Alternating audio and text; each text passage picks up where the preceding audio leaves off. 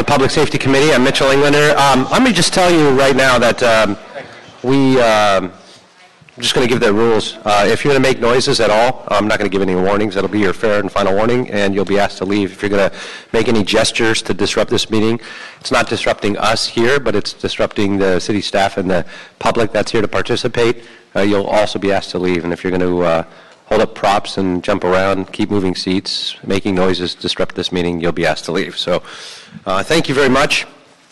And I want to thank my colleagues as well, Councilmember O'Farrell and Bonin, for being here today. We're going to jump right into it. I've got a couple of items for consent consideration. Item 4, item 6. I did have 7, but I have a quick question, but I don't know if there's somebody here on 7, so I'm going to table that for a moment. And then we'll go ahead and hear items 1, 2, 3, and 4. We'll start off with item... You said 4 was consent. I'm sorry, items 1, 2, 3, and 5. You're right, I don't have my glasses. All right, let me open this. This is better. I'm just making sure that you're all following along correctly. All right, so I'll start off with item 1 on the contracted amendment.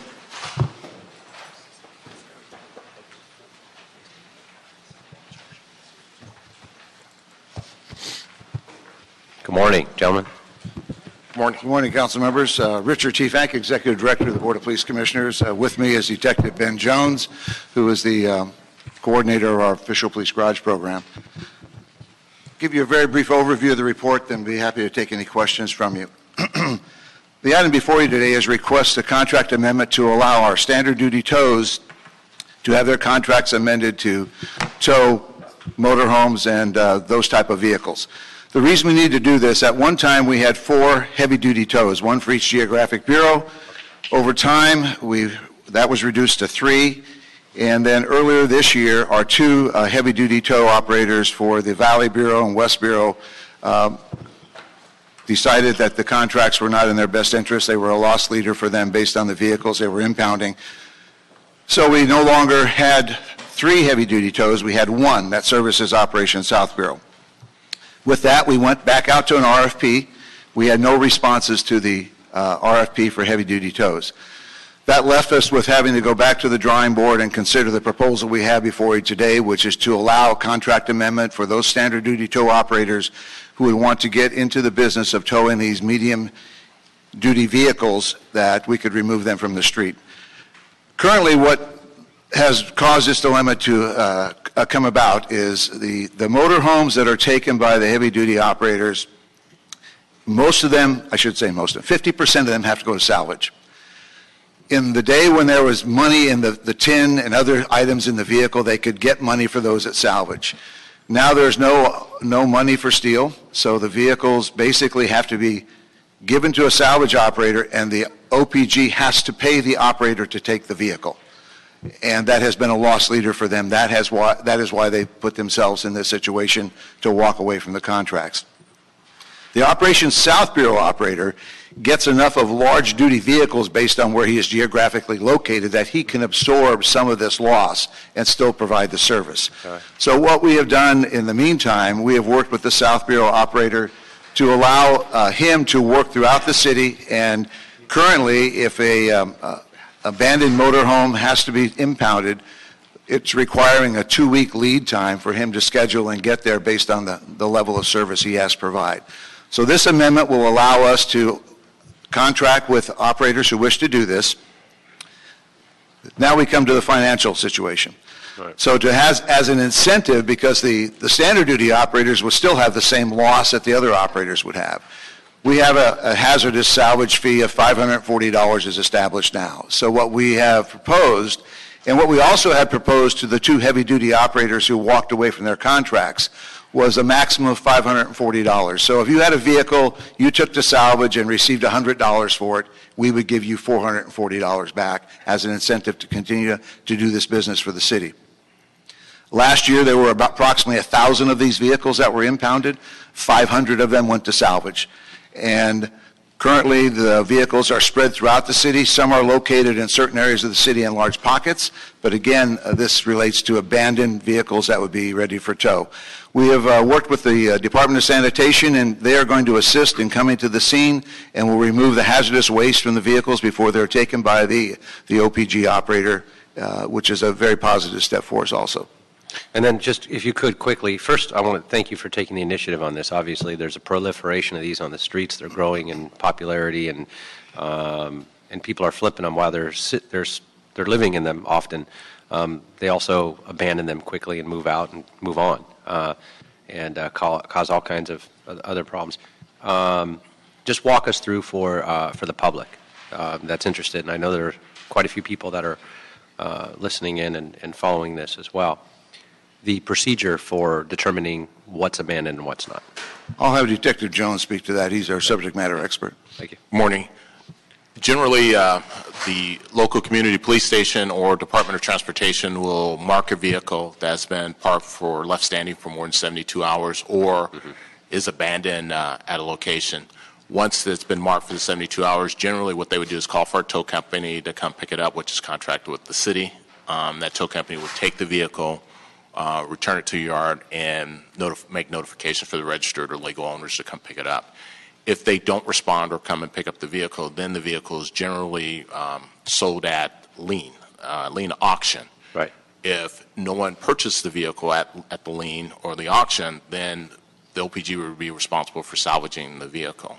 In the past, as Mr. Chiefang indicated, those vehicles will usually be sold to dismantlers or junkyards or scrap metal companies. Right. Because of that economic market right now, there's no money in that, and they now will charge the OPG upwards of $100 per linear ton, I think it's what they call it. And from there, the OPG, that's how it would. One question. Since these are a little different than standard passenger vehicles, will they be door knocking it as well to make sure that there's nobody actually inside? We've met with the department's homeless coordinator, Commander Chamberlain, and the HOPE teams. Right. Their intention is to go out and notify them ahead of time, offer them services while they're there, and try to get them into those programs before we take any action. So is there a coordinated effort then with the HOPE team and this new process where they'll contact you and say, we believe we've gotten abandoned? Right. Okay. There's coordination with the HOPE teams, there's coordination with sanitation, and also this contract that we have is we manage it for all the city departments. Right. So whatever city departments involved, we would coordinate with them also. I got to thank you. This is certainly, we have a lot of these in our district, but they're everywhere, citywide. And we're not talking about just the people living in them. We're talking about the abandoned ones specifically that people just leave. So really appreciate your efforts. So there's Tyler Munhall, CAO. There's a need for $250,000 for next year to pay for this differential between the cost of. Right. So we've identified savings in the department's salaries general account and have submitted a amendment to the recommendations in the department's report to the city clerk, which will transfer $250,000 from salaries general to contractual services and then reappropriate that next year so that it's available for that cost. Great. Okay. Thank you very much. Colleagues? Good? Okay. Thank you. Appreciate it. Thank you very much. Have a wonderful day. We do have some public comment cards. Actually, we'll just go ahead and turn our attention to Armando Herman at this point. So, Mr. Herman, if you want to come on up, you have cards on on every item, 3, 4. So you've got 2 minutes on all the items in 1 minute. And 1 minute on general public comment as it relates to this committee, sir. Yes. Fuck. Stupid ass. Of course. Okay, so if you're going to go off agenda at all with any comments, your time will be up. Motorhomes. How dare T-Fank and that Sergeant Jones come in here talking about motorhome problems? It's called discrimination of affordable housing. It's called independent living discrimination under Title II. You stupid schmucks, don't you get it? It's all discrimination. You've created the activity based on what? How an amendment of homeless people are not to live in the city of Los Angeles? There are homeless people living in Bonin's area. I guess Mr. Bonin's a racist. He doesn't like homeless people, right? And the bias O'Farrell doesn't like homeless living out there in CD13 when I rode my bike near the riverbed by Silver Lake. And what about you, Mr. Englander? You don't like mobile homes? Then you should find affordable housing and independent living for these fucking people. And then I go into item number 4. No, better let me quote this. 42 U.S.C. 121.31 through 121.34, Title II, Doris Sage versus the City of WINOOSKI, for the record, regarding Federal ADA Section 504, the Responsibilities of Rehabilitation Act. Just call 800-514-0301 and file a complaint against these racist white motherfuckers for discriminating against those people in the Justice Department, for saying that the Justice Department has no jurisdiction over these white niggers who discriminate against the homeless in their vehicles, oversized vehicles, in their cars. And as soon as I get a chance, Mr. Englander, I'm going to go sleep by your house in my fucking truck so you fucking schmuck could see what it's like to be homeless living in a car. Hello? Anybody in the car? Yes. Who is it? It's Herman! What the fuck you doing? Fuck you, Englander! So we have 1 minute on general public comment. Public comment. General public comment. How dare you sit there under 42 U.S.C. 121 through 31-121-34, Title II discrimination. Mr. T. Fank was here this morning with LAPD Sergeant Jones, who discriminated against me and my service dog for not participating in public meetings. That's why I come to the public safety meeting, to remind the world that we have young kids, cadets, who are being trained to steal vehicles, steal city property, and abuse city property the same way these white niggers abuse people who have, what? Disabilities. Isn't it functionable to have an ADA complaint against white assholes, as Sheila Q puts it on the record? Assholes like you who don't bother to help the homeless. So on behalf of all the homeless, fuck all you white niggers too. Do something about HHH and independent living and affordable housing. Thank you. All right, thank you.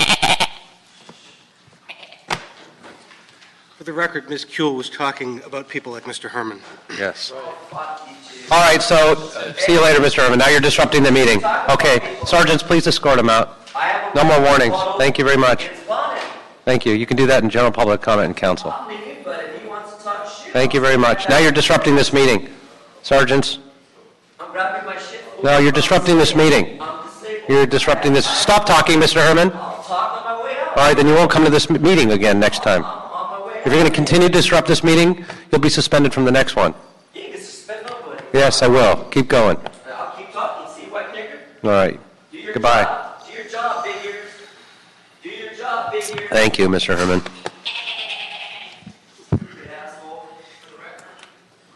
For those of you who, is there anybody here who doesn't know Mr. Herman?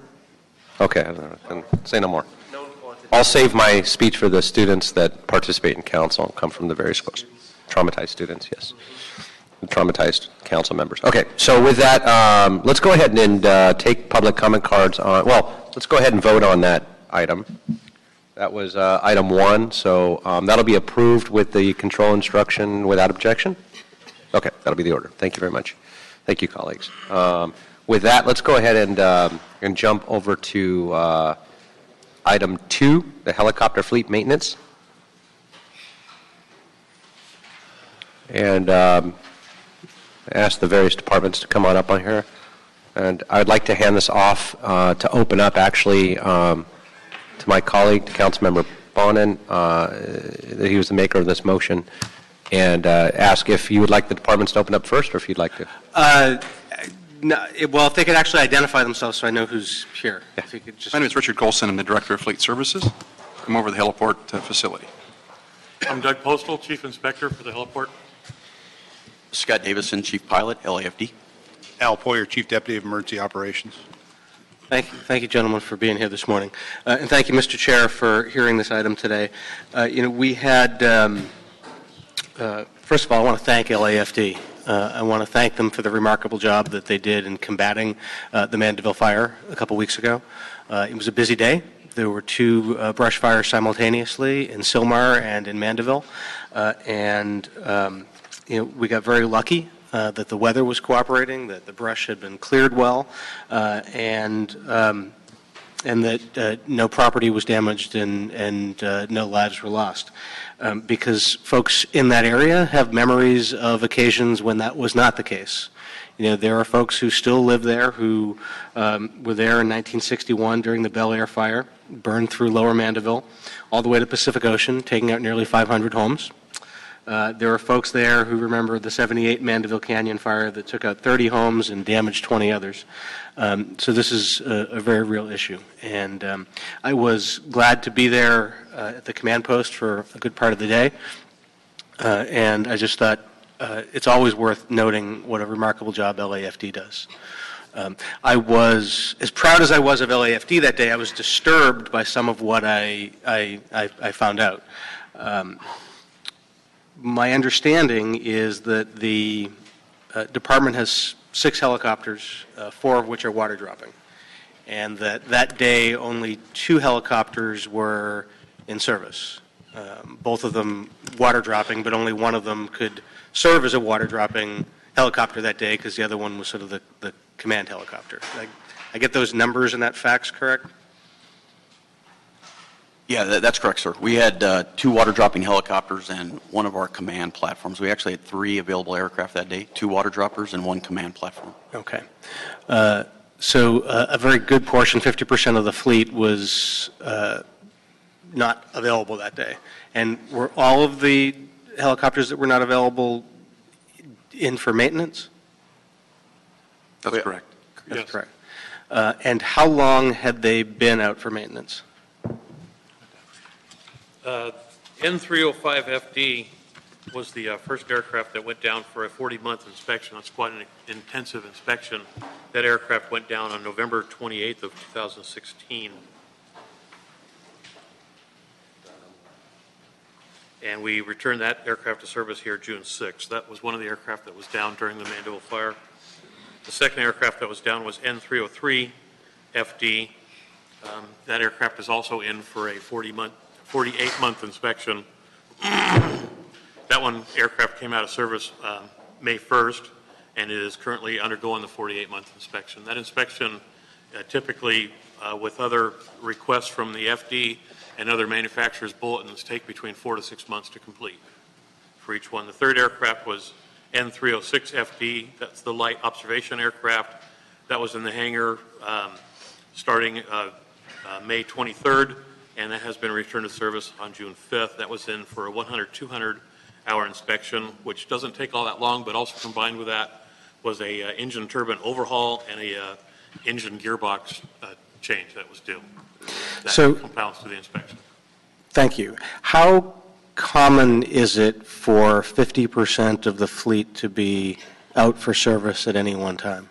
It can happen any day. If you have an aircraft that's in for 6 months doing extensive modifications and inspection, any squawk that a pilot creates or any other inspection that comes due in that amount of time is going to take that second aircraft out, which is 50%. You're saying it could happen at any time. How often does this happen? I don't have that number in front of me.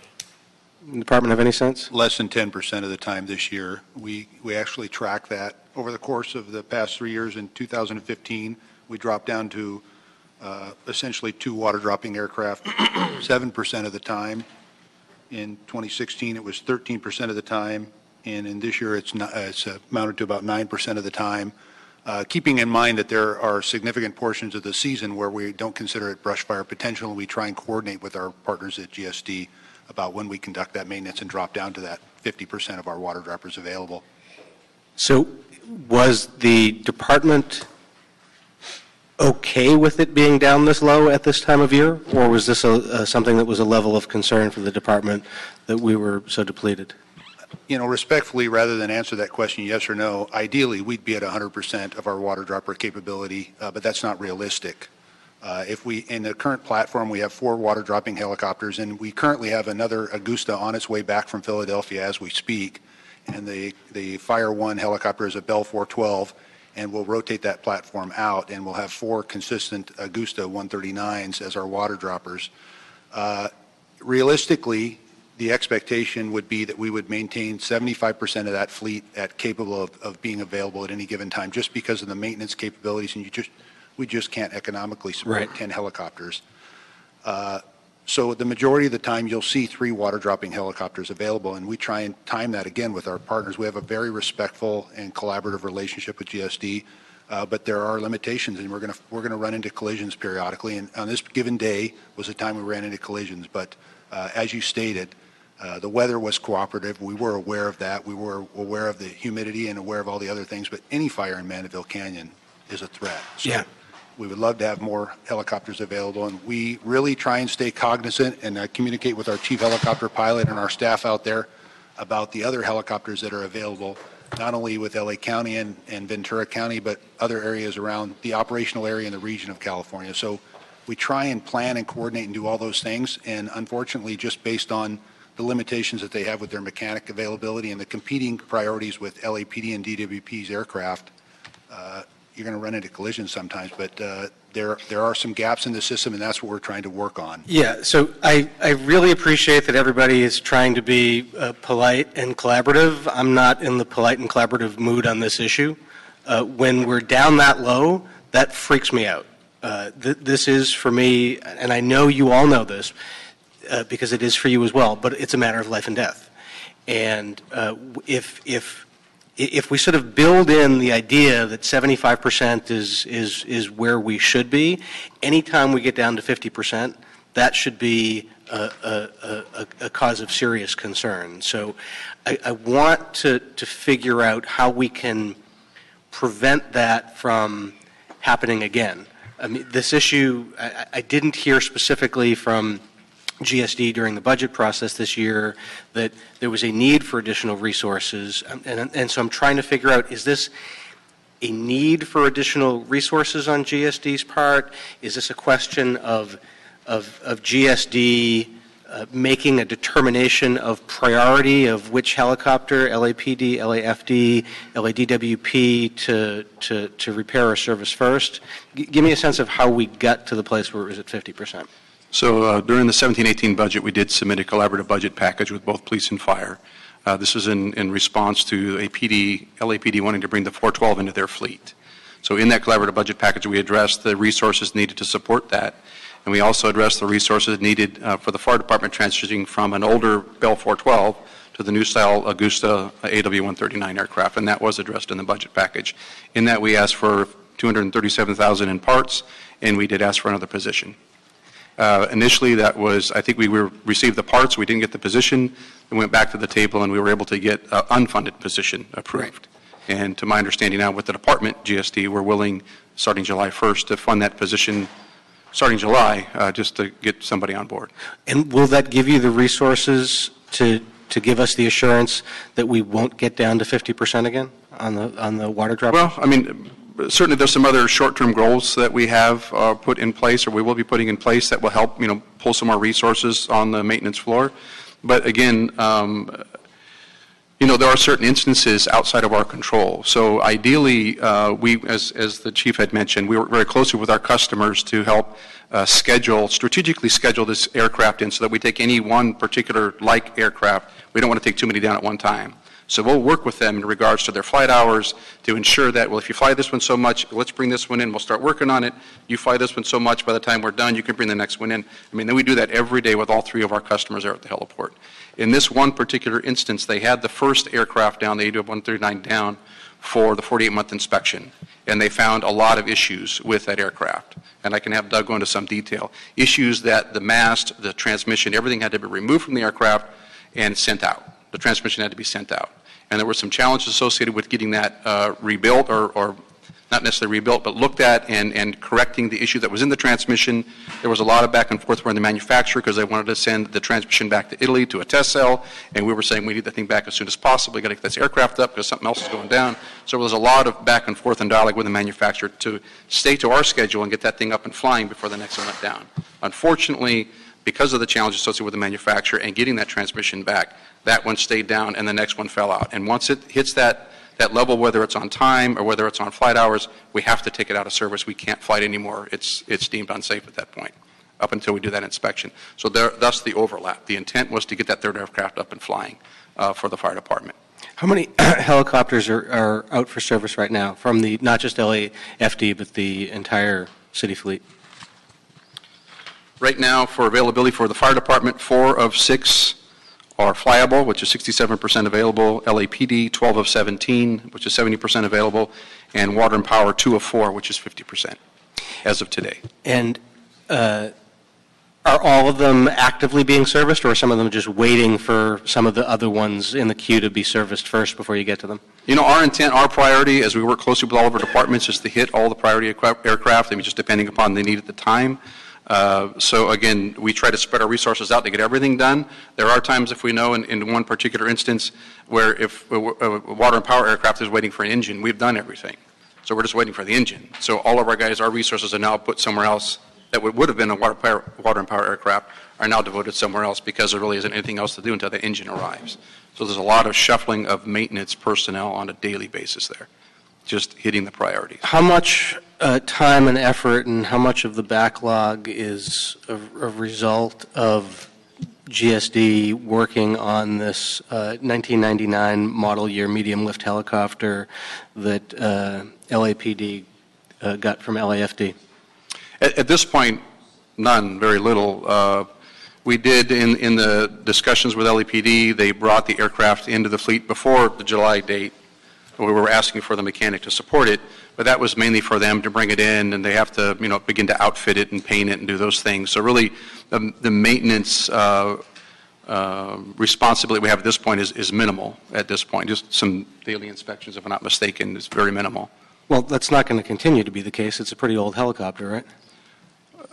True, but again, in the budget package, we asked for a position additional parts funding to help support that aircraft come July 1st.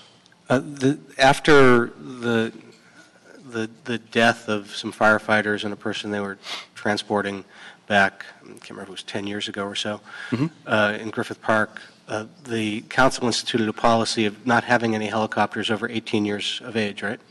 That is the life cycle for a fire department aircraft, that's true.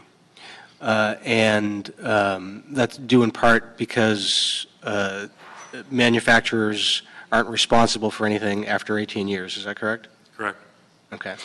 So I'm concerned about the impact of having vehicles or airships that are over 18 years old, because obviously we're going to be on the hook for any of the costs of repairing, and they're just going to be, just by the very definition of the lifespan of a helicopter, are going to need more service.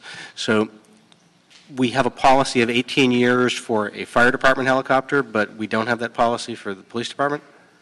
Yeah, what's the police department's? Pilot Davison can address that concern specifically. Yeah, as far as the fire department, sir, you're exactly correct. We adopted the GARA law, which is General Aviation Rehabilitation Act, which releases manufacturers after 18 years of liability. And the nature of fire department's business and search and rescue and in air ambulances, in a lot of cases, we put patients in the aircraft without their permission, whether they're unconscious or in the need of immediate care. And that was the focus of, at the time, why we went to that GARA. I can't speak to LAPD or why it wasn't adopted with LAPD, but that's the history on the fire department with the 18 years. Yeah, I mean, Mr. Englander is noting they're entirely different helicopters, but this is an LAFD helicopter that LAPD has now taken, yes? That's correct. Yeah. I think it's important to note that you're right, as with any piece of equipment, helicopter, something that vehicle, what have you, the longer you keep it, I mean, there is some extensive maintenance involved. But again, with the staff that we have at the heliport, as long as we get the resources that we need, I mean, we can continue to do our inspections, extensive inspections, to ensure that it's safe and flyable at all times. Well, and can you tell me why we don't have a written report today? I'm sorry? Why don't we have a written report today? We could both speak to that. I know that in the two key individuals that would help be the writers of this report were accepting, well, one was back accepting the new Augusta AW139, and we had a number of CPRAs come about because of this, and so the other individual was knee-deep in gathering data for CPRAs as well. So again, we do have a good summary of the questions that you had asked in the motion, but it's just pulling all that together with all of the extensive detail. The key individuals just weren't here to put that together.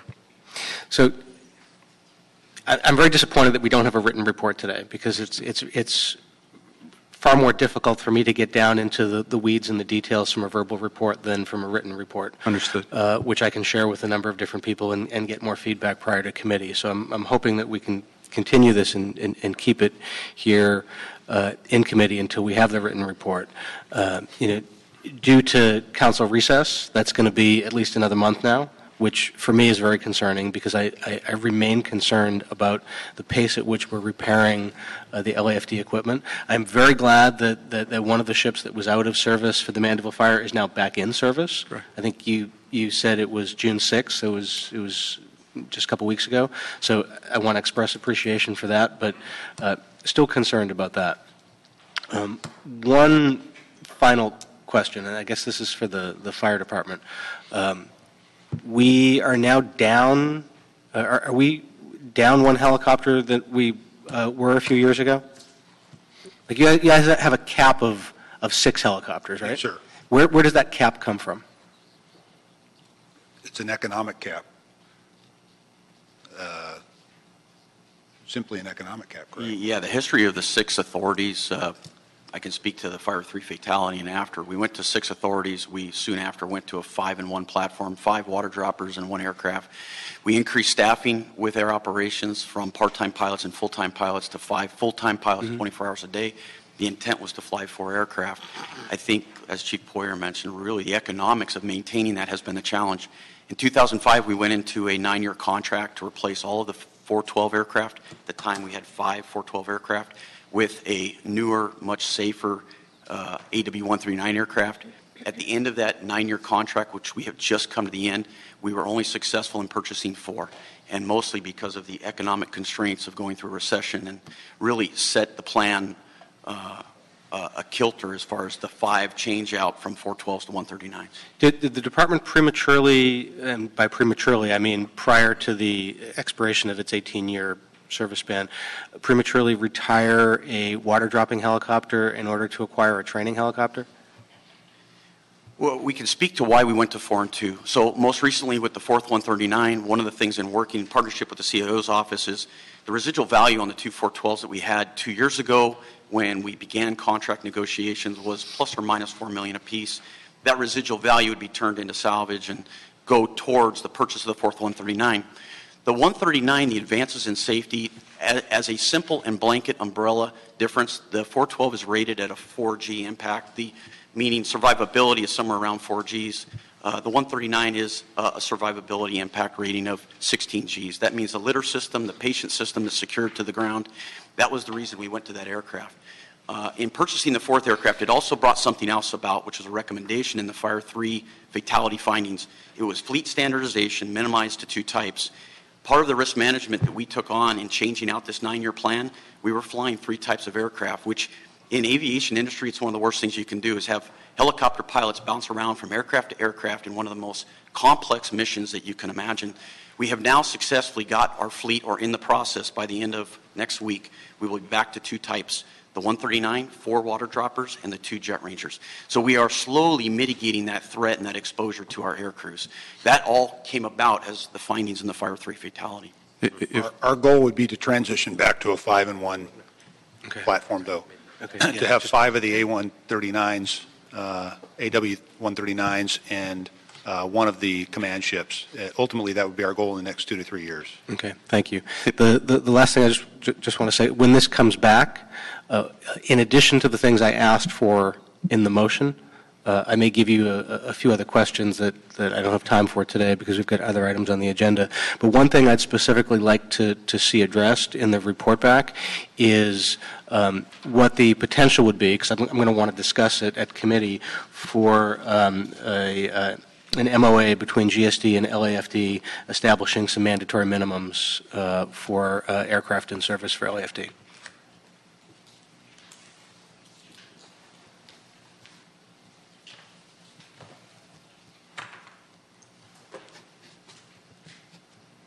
Great, thank you. Thank you. Martinez? No, not on this. Not on this one? Okay, thank you very much. Just a note and comment. First and foremost, I want to thank the pilots because this is one of the most complex missions that we actually do in public safety by far. And in fact, for my colleagues that haven't had the experience of actually going up in a water-dropping helicopter during a fire, I did that once, only once. I think I had to throw my pants out afterwards. It's crazy. And these guys, the men and women, I don't know actually if we have any women pilots. Do we? LAFD does not at this time. Oh, well, we need to change that. But in any event, they're incredible. They're absolutely magnificent. And you can't even quantify and track how many structures and lives have been saved by these individuals. I mean, it's just remarkable. And you can't actually get a picture of what they're doing just from watching it on television. Flying through these flames and black smoke where you can't see anything. There's zero visibility. And you can feel the heat of the flames inside the aircraft. It's just remarkable. And, I mean, I've had the experience. So I want to thank them. I also want to thank Mike for bringing this motion forward. I think we all sort of read and discussed and concerned when this occurred. And we don't even know how often and previously it has occurred, quite frankly. So I appreciate the media covering this because we didn't know. And I appreciate the department stepping forward and sharing this publicly. It's just shed a new light on what we need to do to make sure we keep our finger on the pulse on this. And GSD, because you've been up there every year asking for these dollars, quite frankly. And the city hasn't always come forth with those. And now we know why, and now we know what we need to do. So what I'd like to do is have all you folks come back as soon as the written report's done, and hopefully by the next Public Safety Committee meeting.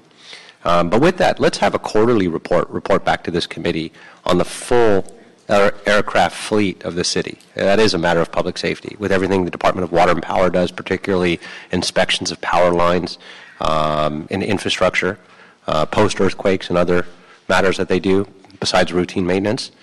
Certainly the police department and their efforts and what they do. So I'd like a quarterly report with a tracking system, because I'm not sure who this was reported to and how often previously when we had aircraft grounded. And so maybe that'll give us a better opportunity, particularly come budget time, since you've got, currently as we sit today, notwithstanding any changes, 3 of the members that are sitting here today are on the Budget and Finance Committee team. So there may be some help on the way. So I think that will help a lot of having this regular dialogue, and it's really important. And then lastly, a quick story, because I'm looking for an individual. I've been looking for this pilot for about 10 years, and I can't find him. And this is a true story. So about 10 years ago, during the Cessnon fires, when was that? How many years ago was that? Does anybody remember? It was about 9 years ago? I was pregnant, yes. It was 9 years ago? 9 years ago. I was working patrol, and I was working in a black and white in uniform. I was actually doing up in the Northwest Valley. We were evacuating the area, so we were doing evacuations, and I was going door to door on our PA system, driving through the neighborhoods, knocking on doors. And as my partner and I were rounding a corner, we saw the back of a house on fire. It was actually the awning of the back of a patio, which we noticed. And some of you know this story, and some of you have remained silent and refused to step forward and give me this individual's name, which I'm still on a quest for. So I jump out of the black and white, I run to the back of the home, and there's a garden hose. And I'm going to attempt to put out this fire that's flaring up on an awning on the back of a home with a garden hose. And this awning was probably 12 to 14 feet tall, which I'm not. And so I found a bucket in the backyard, and I stood on it and grabbed the garden hose, and I'm trying to put out this. This is a true story. In fact, this was captured by a photographer and made some newspaper. So the couple was not home, and I'm attempting to put out this fire. My partner notices, and he failed to notify me of a water-dropping helicopter approaching. I did not see or hear this water-dropping helicopter, and it was a LA City fire because it was red and white, approaching. And noticed that a police officer was in distress and needed some help. And they aided in dropping the water on this home. And it hit me as well, and it hit hard. That water comes down at a tremendous pressure. I was blown numerous feet off the bucket and flew in through the slick water, almost landed in their pool as well. And I was drenched and not injured, but it was pretty severe. I didn't hear the aircraft, but I'm sure I could hear them laughing as they were flying away. And sadly, this was before FaceTime Live. This is before FaceTime Live. About 2 years later, my wife and I and family were at Italian restaurant Alessio's in Northridge, and this couple approaches me and says, "Excuse me, I don't want to disturb you, but are you a Los Angeles police officer?" I said, I am. Is there something I can help you with? So, well, we recognize you. One of our neighbors actually has a picture of you standing on a bucket in our backyard attempting to put out this fire on our home, and then has another picture of you on the ground soaking wet. And we have it on our refrigerator, and we've always been hoping to find and thank you for trying to save our home, and to thank the pilot that helped you out. And I said, yeah, I've been looking for that pilot as well. So I know you've all heard the story. I want to personally, in private, thank them in my own way, and I appreciate that. And that is a very true story. Mitchell, aren't you glad that you fell off the bucket and didn't kick the bucket? Wow, yes. Wow. This is, they actually gave me copies of the pictures that I have, and I want to one day really thank these pilots. I'll find that pilot for you. For their helpful efforts. I thought you were going to say you're welcome. I wanted to reenact it. That is a very true story. I think Nuri and Mike and I would like to bring him into council and honor him. And, all right. So with that, we'll have you guys report back. If you can, pass along the gratitude to all the pilots, seriously, in all seriousness, for their heroic efforts and what they do. And from all of us, from the Public Safety Committee, and ask GSD to report back on this on a quarterly basis, but as soon as the written report's back for the next meeting, we'd appreciate that as well. And then one last instruction is the potential MOA with the mandatory maintenance efforts and recommendations between the fire department and GSD per Councilmember Bonin's recommendation. Come back with a draft of what that might not be ready for the next meeting.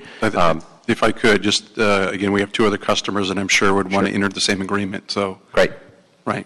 Terrific. Yes, absolutely. For sure. So we'll look at a comprehensive approach. I appreciate that. Seeing nothing else on this motion, we'll go ahead and continue this item for the next meeting. I want to thank you all again. Appreciate it. Thank you. Thank you. All right. Well, let me know who that pilot is. All right. With that, we've got, we're going to go ahead and take.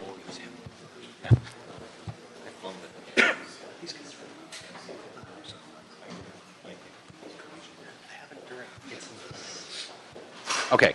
We have a quick item before we get to item 3, and we'll go ahead and take item 5 on the LexisNexis contract, online police reporting contract amendments. And I just have a couple quick questions on that.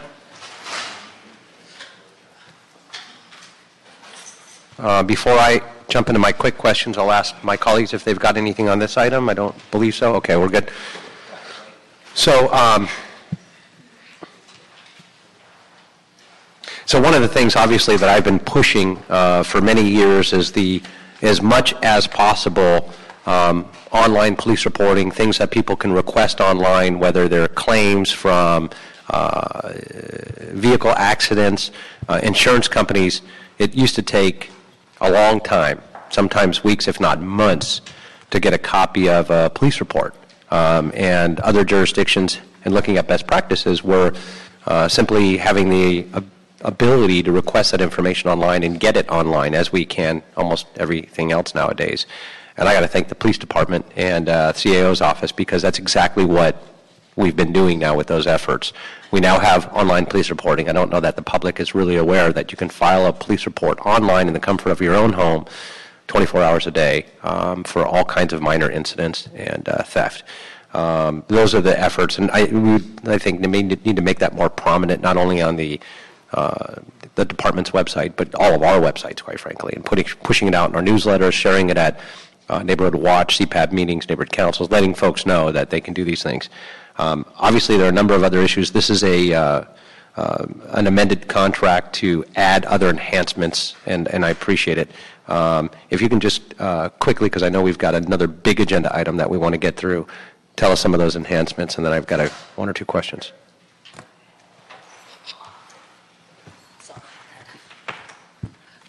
Good morning. It's Commander Regina Scott with LAPD Information Technology Bureau. So basically it's 3 enhancements, and one is currently it does not put in the RD. Right. And without the RD, it makes it, an officer literally has to look up the address, find the RD, so that when we're ready to push it to a division, it's a manual. So we want to make that, instead of it being a manual process, we want it to be an automated process. The second enhancement is that it really has the system has a difficult time identifying intersections. And as you know, we have different parts of the city, and we have same streets. So like First and Grand is in the city of LA, First and Grand is in San Pedro, and that the system does not have it has a difficult time. And so by putting in this enhancement, it will be able to give the community member more options as what they're selecting. Mm-hmm. And then the third part of the enhancement is that we want to be able to manipulate the system so that we can determine the amount that a person can report. So if it's vandalism, $400 based on what the penal code section, and therefore. And currently the system, it'll allow you to do that, but if I put 500, 600, 700, it still will let the citizen to go ahead and still submit the report, which would then create a rejection. And so now a citizen believes that they've made a report, and it gets kicked back because it doesn't meet. So this will allow them, as soon as they put in an amount more than what's allowable online, it would automatically tell the citizen that that's more than what's allowable, and that you have to come into the police station to make the report. Excellent. Thank you very much. So one of the things I'm going to ask you, first of all, I see a bigger picture with RMS that we really need to focus on because we have so many duplicate systems, and so we really have to make, that's probably one of the number one technology objectives that we should focus on is our record management systems. And they're just antiquated, and we have 100 different vendors, and nothing talks to each other, and it takes an hour for an average officer per shift just to log on and off. It's just insanity. And so we'll do a deeper dive into that later. But on this, I'd like for you to try to look at 2 things. One, what else can we digitize in the department with 2 objectives, 2 goals. One, to save officers time, and which saves money, and 2, to make the customer service experience better. So those online enhancements are really important for the end user, be it a victim or somebody just filling out information or requesting a report back. Those are incredibly helpful and save a lot of our customers, our residents or our customers' time. So it's a double benefit, and in this day and age of digitization, those are the things we should look at. We might want to ask LexisNexis, well, by the way, what else are you doing in this space with other departments throughout the world? Recommendations back on what else should we be looking at to digitize. And then the second thing is we should be able to add these things to our online store of 311 apps, and those to make it easier so they don't have to go through the department website to go find a report, to request a report. Let's just make it easy and integrated. And so what can we do to link our online digitization and customer service experience with the city's overall direct app? Okay, and we will work with ITA just to make that happen. Okay. So as far as this system trying to integrate with the with the 311 system and app, Terrific. we'll work with them and we'll make That'd be great. that happen. And then I want to thank 2 of the 3 of you for showing up in Class A's and not Class C's. It's very respectful, so thank you very much.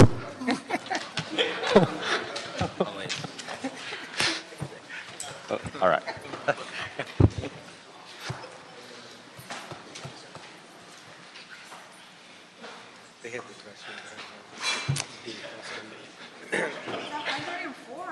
Yeah, it's not inside. It's nice and cool in here. All right.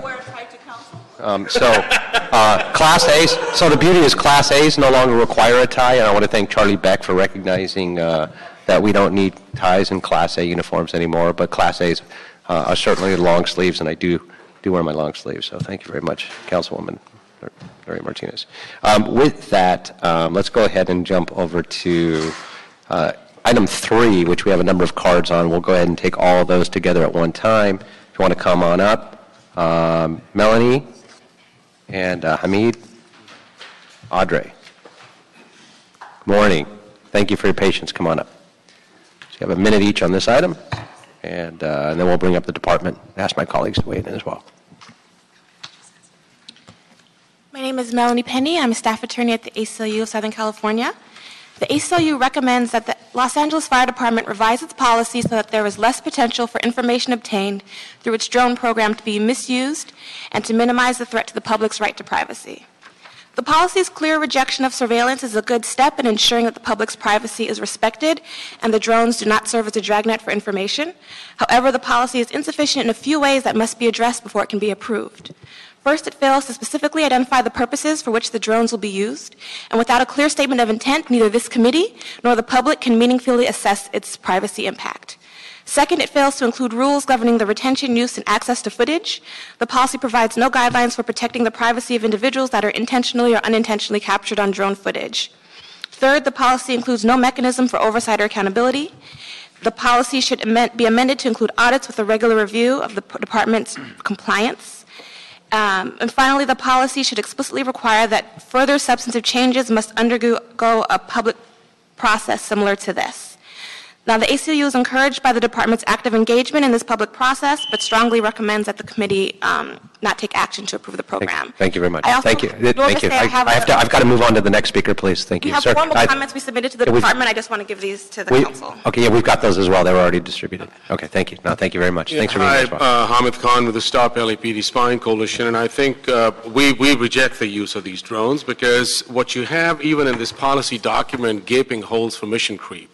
So the issue is not if, but when. And we've seen that happen over and over again. We've seen this happening all around the country. The ACLU report that even you referred to is 6 years old from 2011, which is in this letter, and much has changed since 2011. What we are seeing is that this is pretty much a backdooring because there's no conversation about the information sharing environment. There's nothing where the information is going to be gathered, how is it going to be stored, who is it going to be shared with. We're seeing this happening all around. I mean, so this is basically backdooring of the police drones. We've seen what's happening in North Dakota.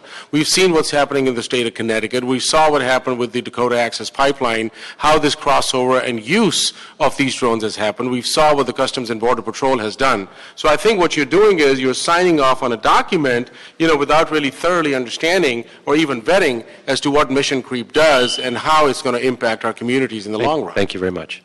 Good morning. Hi. I also do not trust this having the fire department get the drones, which have so much potential for abuse of this type of technology in terms of surveillance, accidental harm, and use of force. The fact that they're asking for 6 just once again makes me think that their only need for 6 could be that there would be some sort of mission creep. They're going to end up sharing them with the LAPD somehow. Even though the policy says that there won't be any use in law enforcement. They've already consulted with the LAPD according to the document, the report. I also want to ask for, I know it's not the usual policy, but I do think in this case you need to have a community impact statement. And I do want to point out that in the report it shows that the ACLU questioned specifically about protection against using this for surveillance and spying, and the fire department's response has nothing, does not answer that at all. Great, thank you very much. Thank you all. And now I'll ask the department representatives to please come on up.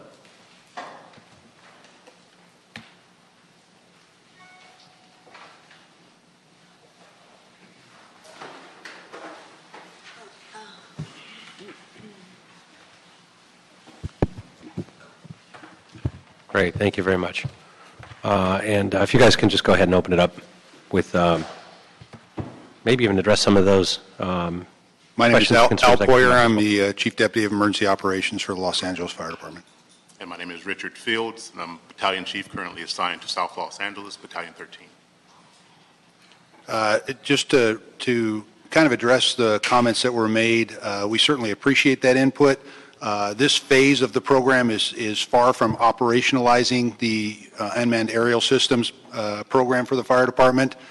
It should be noted that we solicited the input from the ACLU intentionally so that they would do pretty much exactly what we wanted, is to provide us with a guidance document.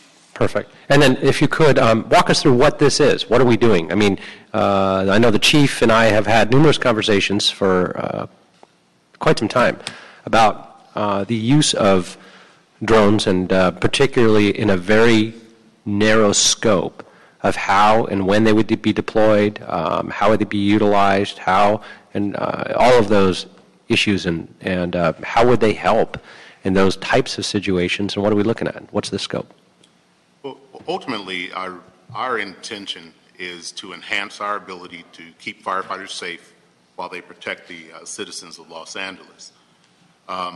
In the past 20 years, you know, our role has really evolved to being just simply putting out fires and responding to EMS calls. We are an all-risk organization. So defining or looking at our mission goals, we really had to look at where the gaps in providing that service lie. Mm-hmm. And we realized that we're significantly reliant on simple radio communication to gain what we call situational awareness. Our ability to effectively place firefighters or apparatus or equipment in place to perform rescues, to extinguish fires, and adding a visual element to that, to our management of those incidences will significantly increase our ability to be effective. But when in this particular, I don't want to call it in this process, when would they be deployed? Under what types of scenarios specifically? So our proposal, if I would just go into, I can discuss that a little bit. What we propose is that we would deploy the UAS in real time. And it's for the incident commander at any given incident. I'll give you an example. Real-time hazard assessment. Buildings involved with fire, buildings suspected of structural compromise, whether that be a collapse of roof, walls, or floors. In addition, we respond to a numerous number of hiker incidences where we have to rely on a cell phone with poor reception or whatnot to be able to locate them. But the importance in, say, a hiker incident, someone in the hills, or someone in our active waterways during inclement weather, is being able to, one, identify the existence of a victim as opposed to just an object in the water or an object that's down a ravine, identifying their location, and then being able to confirm the safety and most effective means of getting our rescuers to those locations. And then moving forward, an expanded or extended incident where we would have an incident management team replace that initial incident commander would be another area in which we anticipate using the UAS. And then finally, in planned training events that would take place on fire department property at our drill towers, at Frank Hoskins Memorial Training Center, or at our actual fire station locations. Great, thank you. Yeah, hopefully, and I don't know if these have the capability of communication in terms of audio as well. It would be great for search and rescue. I imagine a stranded hiker on the side of a cliff, not being able to get to them for a while, to go down and have a communication, a dialogue with them. What do you need? What's hurting? How you doing? Checking informations and vitals. I mean, there's a lot of, I think, benefit from that too. But I'd like to turn it over to Councilmember O'Farrell. Thank you, Mr. Chair. Thank you, gentlemen. I think that we wouldn't want to squander the possibilities of drone technology, especially if used thoughtfully could save lives. So I'm encouraged by moving forward with this. A couple of questions. What do you anticipate the operating, training, equipment costs might be if we move forward with this? The initial step would be to apply with the FAA for a certificate of authorization to operate in this jurisdiction, the city. That has a minimal cost, about $50 to get into that process. The equipment itself, we anticipate using the UAS that is pretty much just a pro model of something that you could purchase at any UAS store. They run approximately $1,800 with all the equipment, support equipment, batteries, things like that, carrying cases. And then two, that we would be able to manipulate the payload. There are times where you need to put a sensor on something. So right now our initial projection is about $40,000 for that first package. Where will that money come from? That money has been generously donated by the Fire Foundation, so it doesn't impact our budget at this time. And it could be equipped with infrared and heat imaging and all that to identify lost hikers or such. That's correct. So our initial purchase would include a high-definition camera and also a FLIR, which would provide us with infrared. And one of the concerns expressed was, and it states in the report, no law enforcement purposes. How would you guarantee that? Well, this is about giving us real-time situational awareness. The COA process requires us to specifically identify how we plan to use it. The FAA has already defined what a fire agency can do as an emergency, and it doesn't include police action. And if utilized outside of those purposes, there would be repercussions from the FAA? There would be immediate repercussions from the FAA. We will potentially lose our COA.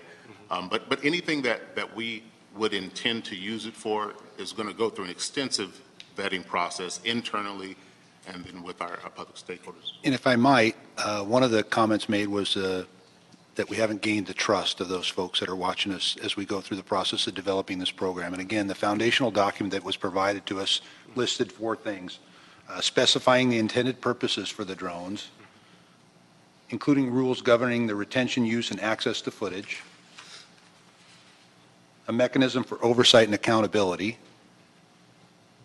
and that if amendments are made, that there's further public process. And one of the things that we want to assure is that we're going to go through a careful, thoughtful process and make sure that we address each of these concerns before we operationalize this process. Terrific. Well, you certainly have my trust, and that is based on years of working with the department. So I look forward to seeing what we can accomplish with this program. Thank you. Thank you. Ms. Martinez? I have no question. All right. We'll go ahead and move this item as approved. Okay, without objection. And I want to thank you. I've been really wanted to get this done for a long time. I think there's a tremendous opportunity to save lives and structures, and also for firefighter safety. Getting that real-time analysis and footage, and be able to strategically plan as things are evolving, and how to deploy and resources and where, particularly in building fires, and then also having that communication and dialogue, and if that's possible, and future efforts. I mean, there's a great article in the LA Times today about Sweden, how they're deploying defibrillators, and they're showing that in 3 seconds they can deploy a defibrillator from a drone, which saves nearly 16 to 17 minutes in getting there from a drive time while they're still deploying EMS to follow up, but getting that on the scene to save a life. And, some remarkable things that are actually being done. And as long as we have those guarantees and public safety protections and public view, so the footage cannot be and shouldn't be used for other purposes, but simply in the mission of the fire department and what you're doing. I think there's a great opportunity.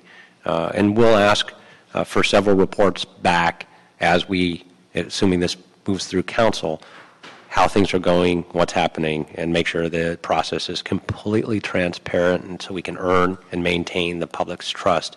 As Councilmember O'Farrell said, I think that's critically important. So, all right, then that'll move this item. Thank you very much. Okay, so with that, I don't believe we have any other items. Yes, items 4 and 6, we have now heard public comments, so would you like to reconsider 4 and 6? Oh, yes, so we'll go ahead and move 4 and 6. And then we have item number 5, which we approved, and item number 7, I don't think we have. Yeah, 7. I had a question on 7, but I can ask it offline, so we'll go ahead and move item 7.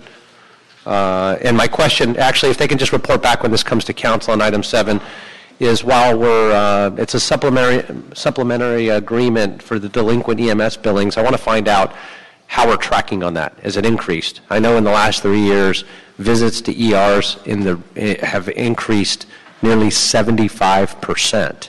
So the question is, have transports increased? And if so, what's the status over the last 3 years on billing and collections? So if they can report back on that to council, that would be great. All right. That concludes the agenda. We are adjourned. Thank you.